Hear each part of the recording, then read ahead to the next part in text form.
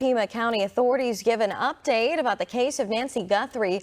On Friday, the Arizona Sheriff's Office said they were not ruling out the possibility that more than one person was involved. And with every day that passes, the search for Nancy Guthrie would appear to get more elusive. So we brought John Bueller, one of the lead detectives in the Lacey Peterson case, down here to the crime scene for a fresh set of eyes of where the investigation may be. Watch.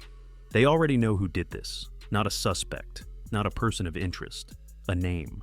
A confirmed name sitting inside a federal evidence file right now, attached to 8 months of Google searches traced directly to a single IP address.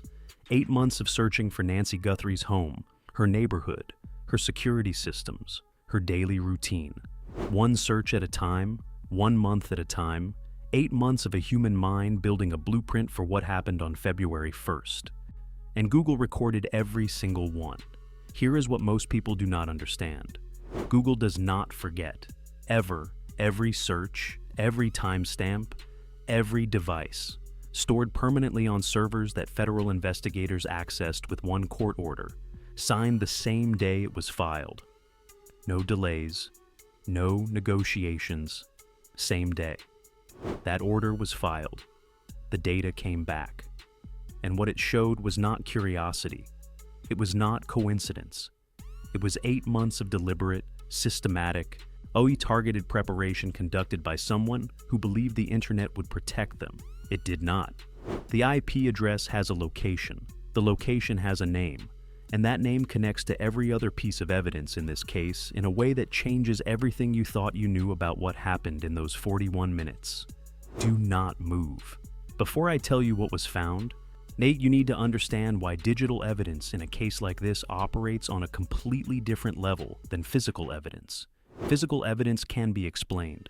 A glove found 2 miles from the scene can be dismissed as coincidental. Blood on a porch can be attributed to an accident. A masked figure on doorbell footage cannot be identified without a face. Physical evidence in this case has been compelling and directional, but it has not been definitive. Every piece of it carries the possibility of alternative explanation. Digital evidence does not work that way. A Google search conducted from a specific IP address at a specific timestamp cannot be accidentally attributed to the wrong person. It cannot be planted. It cannot be worn by someone else. It cannot fall out of a jacket pocket 2 miles from a crime scene. It is a record of a human mind making a deliberate decision to type specific words into a search bar at a specific moment in time. And those words, in this case, tell a story that physical evidence can only suggest. 8 months of searches about Nancy Guthrie's home, her neighborhood, her routine, conducted from a traceable device and now connected to a specific IP address, is not circumstantial evidence of planning. It is direct evidence of intent. The kind of evidence that prosecutors build entire cases around. The kind of evidence that transforms a theory into a charge. Digital forensics expert Heather Barnhart, a specialist with the Syjax Institute who worked directly on the Brian Kohberger investigation, told NBC News at the beginning of this case that whoever is responsible for Nancy's disappearance left a digital trail, whether they intended to or not. She said precisely, "Your phone is the silent witness to your life. It knows everything you do." She was not speaking hypothetically. She was describing a process that was already running, and a process that has now produced something that changes the architecture of this entire investigation. The searches have been traced. For anyone who needs the foundation before we go deeper, here is the confirmed record. Nancy Guthrie, 84 years old, mother of Savannah Guthrie, co-anchor of NBC's Today Show. She lived in a secluded residential property in the Catalina foothills area, outside Tucson, Arizona. A quiet neighborhood. Private. The kind of place where people move specifically because nothing happens here. On the evening of January 31st, family members dropped her home after a family dinner. Pima County Sheriff Chris Nanos described her as mentally sharp as a tack. She had limited physical mobility. She required daily cardiac medication. She had a pacemaker transmitting her cardiac data wirelessly to a relay device connected to her medical team. At 1:47 in the morning on February 1st, her doorbell camera was physically removed from its mount by a masked figure who covered the lens with vegetation before disconnecting it. Deliberate, rehearsed. the work of someone who had thought about that camera specifically. 41 minutes later, at 2:28, Nancy's pacemaker app lost its Bluetooth connection to her phone. Those 41 minutes are the operational window. Everything that happened to Nancy Guthrie happened inside them. And now we know that the person responsible for what happened in those 41 minutes had been preparing for this moment for 8 months before it came. The blood on her front porch, confirmed by DNA as hers, was described by forensic pathologist Dr. Michael Baden as entirely consistent and indicative of occurring during an abduction. The masked figure in the recovered doorbell footage was described by the FBI as male, 5'9" to 5'10", average build, dark facial hair, a possible wrist tattoo on the right hand. 2 separate DNA profiles were recovered, one from a glove found 2 miles from the home, one from biological material inside the residence. 2 people, confirmed by the sheriff on the record. Neither profile matching anything in CODIS. Genealogical testing running on both simultaneously. That is the physical record. It has been building for 27 days, and running beneath it, invisible to the public until now, has been a digital record that stretches back 8 months further than anyone knew. 8 months before Nancy Guthrie disappeared means June of 2025. Think about what June of 2025 looked like from the outside. Nancy was living in her Catalina Foothills home, the same way she had for 5 decades. Her daughter Savannah was co-anchoring the Today Show. Her daughter Annie was living with her husband Tommaso Cioni 4 miles away. Nothing had changed. Nothing visible had changed, but on a device connected to a specific IP address, someone had begun searching. The nature of those searches tells the story of a mind that was not browsing. It was planning. Searches that establish a target profile do not look like curiosity. They look like research. They follow a logical sequence from general to specific, from public information to private detail, from the existence of a person to the vulnerability of their daily life. You do not search for an elderly woman's home address out of idle interest. You search for it because you need to know exactly where she lives. You do not search for the layout of a specific residential neighborhood out of urban curiosity. You search for it because you are planning to move through it in the dark and you need to know every corner before you arrive. You do not search for home security systems in a specific Arizona zip code because you are thinking about buying one. You search for it because you need to know what you are going to encounter at a specific property before you encounter it. 8 months of this. Not one search. Not one night of research. 8 months of systematic digital preparation conducted from a device that recorded every query, every timestamp, every session, and transmitted that record to servers that federal investigators accessed with a court order that was filed and signed before this story broke publicly. A former FBI special agent and CIA counterterrorism officer Tracy Walder said from her very first public analysis of this case that the crime was too targeted to be anything other than personal, that someone had been observing the pattern of life at this property for at least a month before acting. She said it was not their first time to the home. She was right about the month. The digital record suggests she underestimated the timeline by 7 months. An IP address is not just a number. In the context of a federal kidnapping investigation, an IP address is an identity with a physical coordinate. Every device that connects to the internet, a laptop, a phone, a tablet, a smart home hub, does so through an IP address assigned by an internet service provider. That assignment is logged, it is time-stamped, it is tied to a specific account, a specific billing address, a specific name. When federal investigators issue a legal demand to an internet service provider for the account associated with a specific IP address, the provider does not have a choice about whether to respond. They respond. And the response contains the name and address of the person who was paying for that internet connection at the time of the searches. The court order in this case was filed under federal kidnapping jurisdiction. The FBI does not wait for convenience in cases of this profile. The legal process that produced the IP address information was initiated within days of February 1st, and the response from the service provider arrived within the standard federal compliance window, which means investigators have known the account associated with those searches for weeks. What they have been doing in the time between receiving that information and the current public disclosure is building the corroborating evidence that converts a digital lead into a chargeable case. All because an IP address is powerful evidence, but it is not standalone evidence. A defense attorney will argue that someone else used the same connection, that the account holder was not the one conducting the searches, that the device was shared, borrowed, or compromised. Investigators know this, which is why they cross-reference cell tower data showing a specific device in a specific location on the night of February 1st. In purchase records for a Walmart backpack tied to the same account geography, a belly band holster traced through gun store records in the same metropolitan area, physical DNA, evidence from a glove and from inside the home being run through genealogical databases simultaneously. Each thread is a separate answer to the same question. Each one individually gives a defense attorney room. Together, they close every room there is. The IP address just became the thread that ties every other thread to a single location. Here is what the IP address evidence does to the 4-hour window that has sat at the center of this investigation from day one. Tommaso Cioni dropped Nancy home at 9:48 in the evening of January 31st. He confirmed she was inside. He drove away. The next confirmed event is the doorbell camera going dark at 1:47 in the morning. The 3 hours and 57 minutes of darkness between the last confirmed safe sighting and the beginning of the forensic record.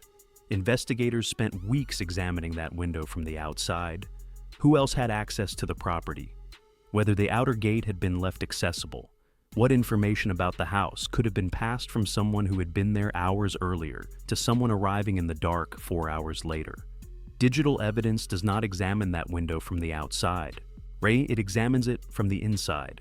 If the IP address associated with 8 months of searches about Nancy Guthrie's home, her neighborhood, her security systems, connects to a device that was also active during the 4-hour window on the night of the crime, that is not circumstantial.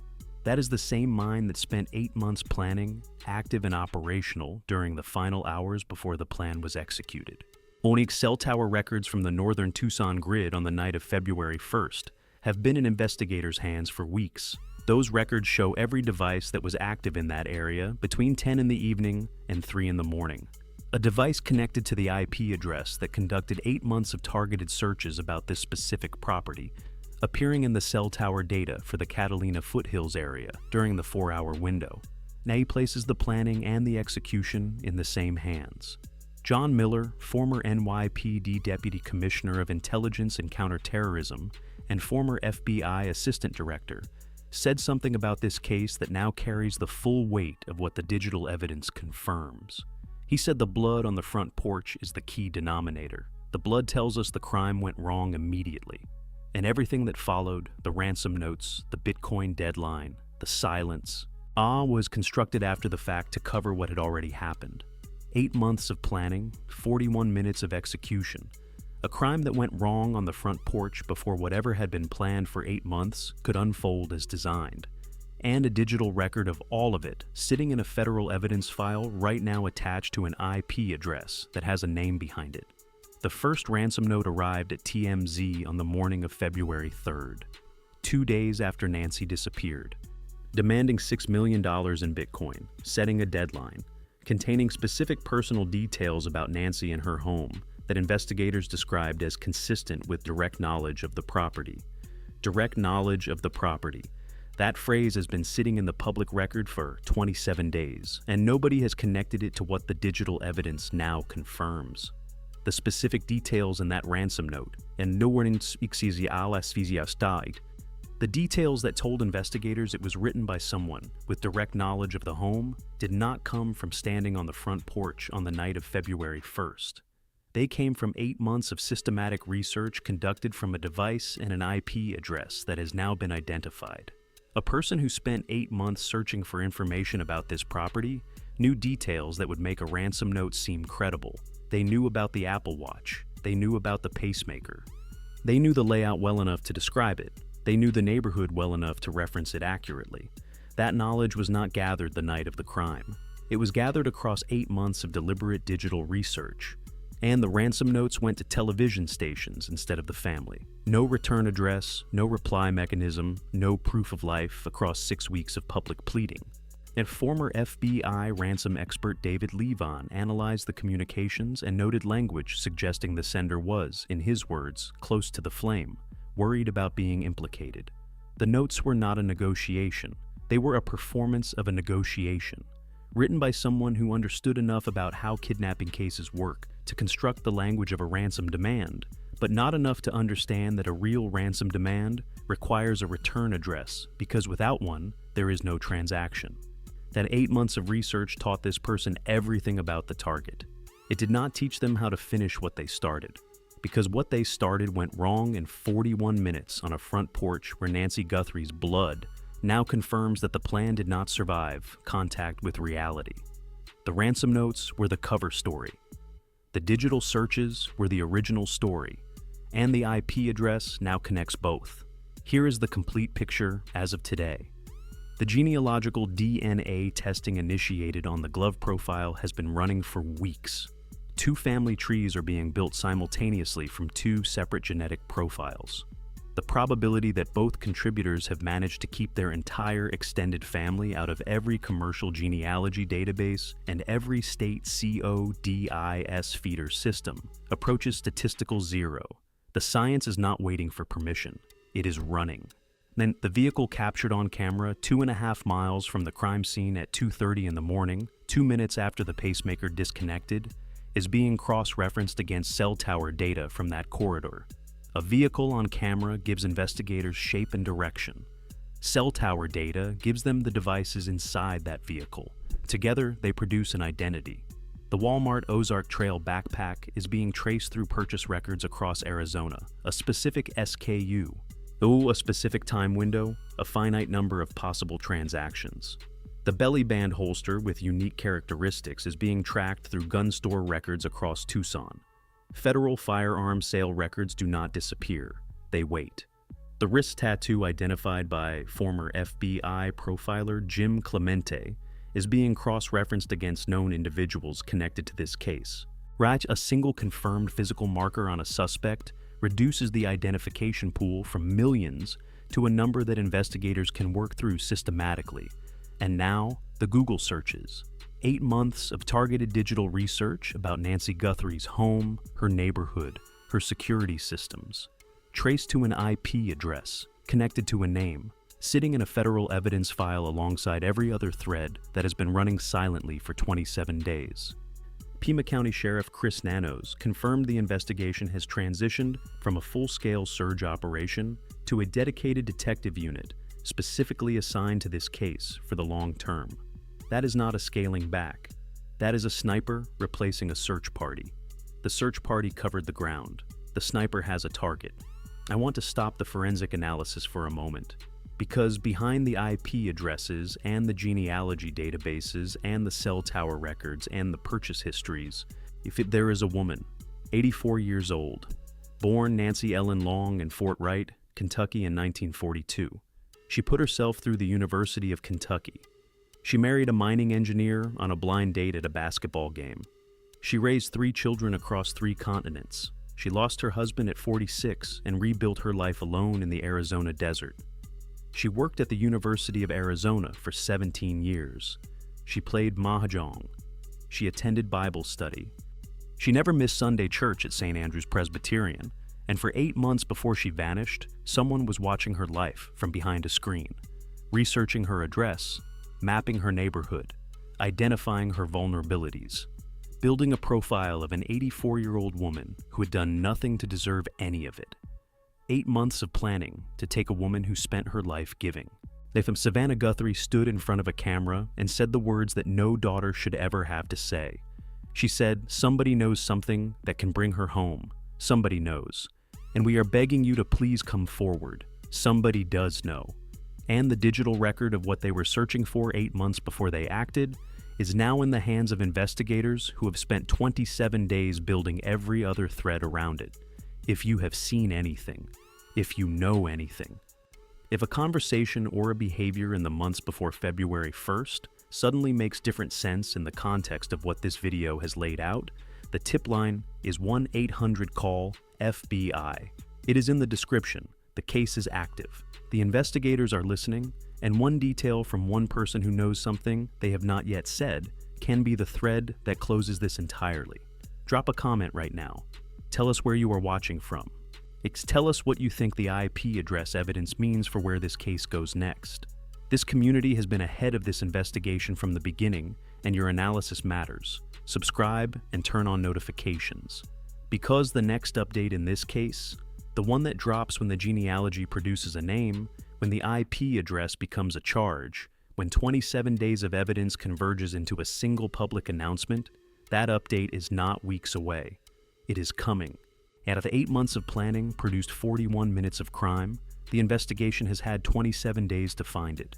The math says the distance between what investigators know and what they are ready to announce is closing faster than anyone has said publicly. Nancy Guthrie deserves to be found. And the person who spent 8 months planning to take her left, a trail 8 months long. Trails that long do not disappear. They lead somewhere. And right now, they are leading investigators to a door.